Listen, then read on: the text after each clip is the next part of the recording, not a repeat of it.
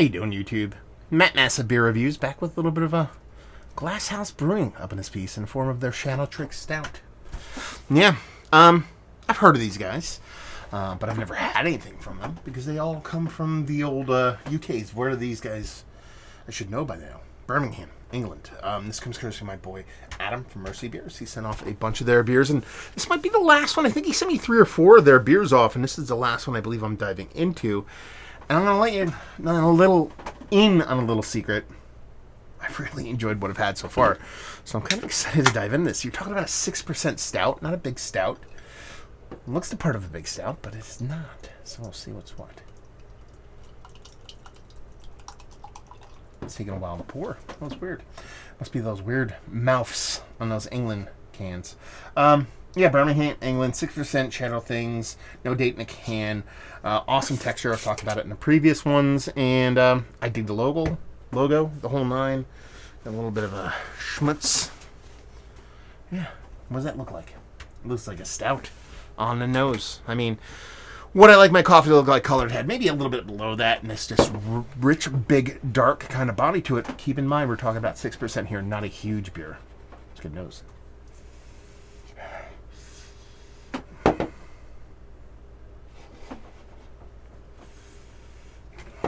My mind's playing tricks on me, I think, a little bit here. So, roasted malts, obviously, you know, the stout, you're typically going to look towards those, but this is nice. It's not like over-the-top kind of bittering roasted malts, but at the same time, it's not an overly sweet stout, at least what I'm getting in the nose. The reason I gave it a little furred brow is because I got like a little pop of like salami, like not necessarily smoked meat, but a fatty kind of fatty meatiness off of it. Sometimes I get those off of stouts, even though if they're not supposed to be a smoked beer. It's kind of lurking in there. I don't call it a negative until we get into the taste. I'm not going to call it a positive. Not a huge nose. A little bit of roasted malts, a little bit of sweet chocolates, a little bit of bittering chocolates, that little bit of flabby salami thing going on. Done and done. Let's dive in. Cheers. Okay. So this is where I confuse that salami prosciutto thing. It's tart. Let's see. What does this contain? See ingredients in bold. Barley wheat, oats, maxodextrin, sugar, hops, yeast. Unfined, unpasteurized, suitable for vegans. I believe this beer is going a little bit sideways. It has this tart cherry note to it. Now, I know it sounds weird, but that's what I was confusing. With that little bit of meatiness, non-smoky kind of fatty meat. It's definitely this tartness. And it almost gets to the point where it's becoming a sour stout. It tastes like a Belgian sour stout. Like a couple people make those. I don't know. You're like, dude, like 3 people make those? No. A decent amount of people make them. And it's kind of where that is. So it's not an overtly negative beer in the way it's drinking right now.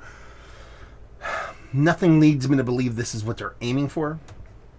And I'm believing there's something a little bit nefarious going on in the malt bill.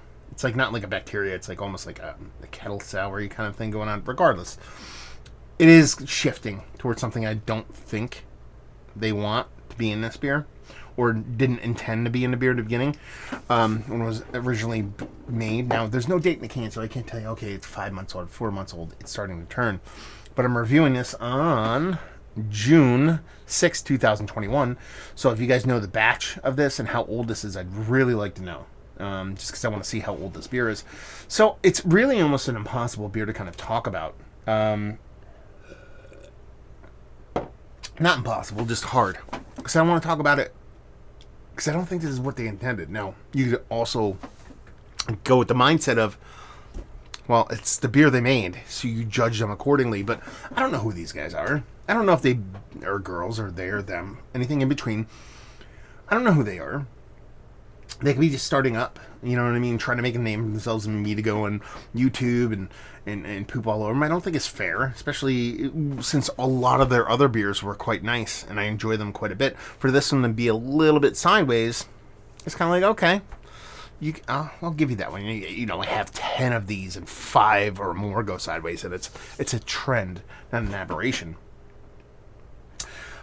But I can speak to what I believe, and what I believe there was a really fun little low ABV stout in here. There's a nice roasty component to it, chocolate's in there, nice softness to it, almost like a subtle, like a heavy oat lactose kind of thing going on. But then there's that tartness in there, that sour. Think like apple cider vinegar. If you made apple cider vinegar with cherries, that's kind of the tartness that's going on here. Creaky, kind of creaky in a sense. And it's not actually all that negative. Like I said, I'm drinking here, and it's not like I'm gagging at it, and it's gone totally sideways. But the way this is built and the way it comes off, I don't think that tartness and that slight kind of sourness is the intention of the beer. So, is what it is. But yeah, roasted malts, chocolate, not huge, but big enough for that 6%. Got tartness in there. This is one of the better stouts. Low ABV stouts I've had is like, no. It's that little bit of sideways. It just kind of takes it out of the running, obviously. Value availability, no idea. Adam, let me know what's what, and leave you with if you like what we like this. If you like trying beers from breweries that are trying to do good. I say that a lot of times, especially smaller breweries where I have a couple beers from them. In a vast majority are quite nice, and then there's one sideways. You can't judge a book. You can't judge a beer by one can. Even though I've had several, and all of them been great, except for this one, that's where I'm like, these guys are probably doing good stuff. So, it's not so much you'd be like, oh, beer sideways. Let's not patronize these people. I think it's the opposite. It's that shit happens sometimes. It shouldn't be a detractor from you going and checking them out and trying some of their stuff. So if you like breweries trying to do good things, there you go. Go check them out. Hopefully you guys enjoyed our review. Down there if you want to talk about it. Massive Beers if you want to check me out doing the social media stuff. Pure Massif if you want to check me out doing the whole podcasting thing. Hopefully you guys enjoyed our review. Hopefully you're enjoying one of these right now. If you've had this, tell me if you've loved it. I want to know, especially if you've had it sooner than I have. Hopefully see you next time. Cheers.